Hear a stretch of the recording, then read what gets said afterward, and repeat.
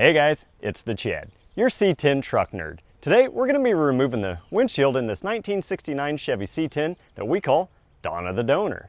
Well, the windshields in a 67 to 72 were pretty universal between the trucks, Suburbans, K5 Blazers, and Jimmys. Well, I have started parting this truck out and got the whole front end off. Now it's time to move to the cab and the windshield needs to go. Well, I've seen lots of windshields removed over the years, but I've never done one myself on one of these trucks. Well, actually, strike that. I've taken lots of windshields out, but it's more with one of these guys and then I just throw it away. So in today's video, I thought, hey, why don't I show you guys how to remove one of these the right way? Well, actually, I don't know what the right way is since I've never done it, but what could go wrong?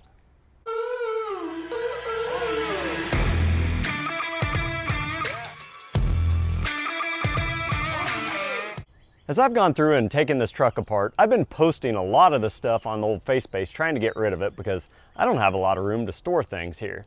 Well, I am kind of getting the reputation of the 67 to 72 truck guy used salesman. I don't know if that's a good thing or not. The other day when I posted the hood, some guy messaged me. He's like, hey, I'm not interested in that, but do you have a fleet side tailgate? The day before that, I posted this right fender. Somebody's like, do you happen to have the left inner fender skirt? I'm like, what's happening here? And then another guy last night that's bought several parts from me said, hey Chad, do you happen to have a windshield for a 68 C10? And I said, well, I actually do. The downfall is it happens to be installed in this 69. He says, okay, well, I'll buy it, but how hard is it to take it out? I said, I don't know. I've never successfully done this before. So I'm gonna give it a whirl. I mean, the worst that can happen is the windshield falls out, it breaks, I don't make any money on it, and this gentleman's disappointed. So let's give it a try. So quick disclaimer, I am definitely not any kind of professional windshield installer or remover. If you guys don't trust your own skills, just take it down to a windshield repair shop, they can pull it for you. But I don't think you need to spend that extra money to do it. It seems pretty easy. Now the tools I think you guys are gonna need is gonna be some painter's tape or masking tape and a razor knife. I would definitely go through and put a fresh blade in it. I think the last time I used this, I cut about 30 yards of carpet and it's pretty dull.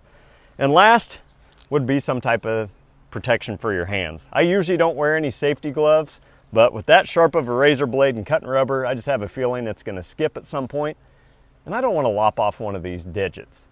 Only other thing you might need is a trash can or a dumpster, because if this breaks, you just put it right in there. So let's climb in and see what we need to do next. So I've seen a lot of videos where people go in and get the razor knives and actually cut the weather stripping out from the inside. Maybe that's a good idea and maybe I'm just missing something, but I think it'd be so much easier just to cut it on the outside of the windshield and then push the windshield out. So that's what we're gonna try. So the first thing I'm gonna do is put my gloves on, get that going. Safety first, or second. So on these windshields, some of these C10s could have had that stainless or that chrome all the way around the windshield. You can go through and pull that off first, but this one here, kind of the base weather stripping, doesn't have it. But there is a small groove in between here, and that's what I'm gonna do with my razor knife. I'm gonna start down here towards the bottom and cut me a spot. But again, don't cut your finger off. But I mean, this really cuts right through here like butter. It is about 100 degrees out right now, so that definitely helps. You'll know if you get into the windshield because you'll hear it. That just kind of popped right off. Hello, neighbor. I'm sure my neighbors just love all this junk I'm working on all the time. And they think I just talk to myself if they don't see the cameras. It's kind of funny. So I wonder what's going to happen if this doesn't go the way I planned. The windshield breaks and I've ruined the video. Guess I can still post it for sheer entertainment or what not to do.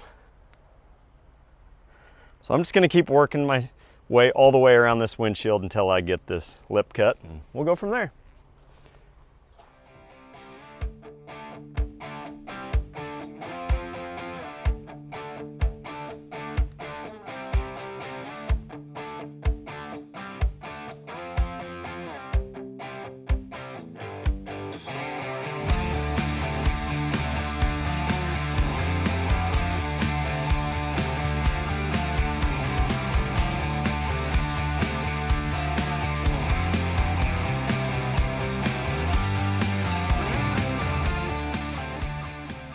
All right, a quick update. I just went through and changed my razor blade again. It was still sharp, but I want this thing cutting like butter. So initially we made our cut through the weather stripping at the bottom of the windshield. Now I'm going back through the top and I'm cutting the weather stripping off of the actual windshield itself. Since I'm selling it, I want it to look clean.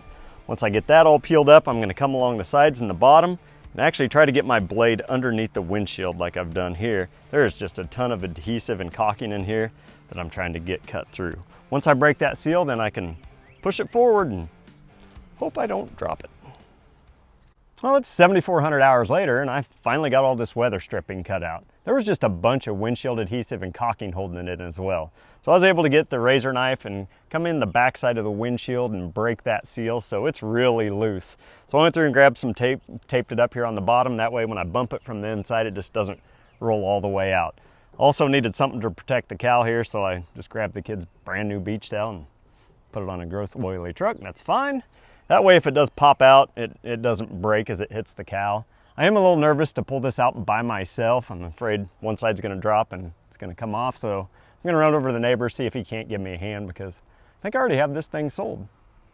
So I got my neighbor Sean over here to help me get this out so I don't break it myself. So let's give it a whirl and see what happens. If you guys do hit these, kind of hit it with your palm of your hand and not a fist, that way we don't crack it.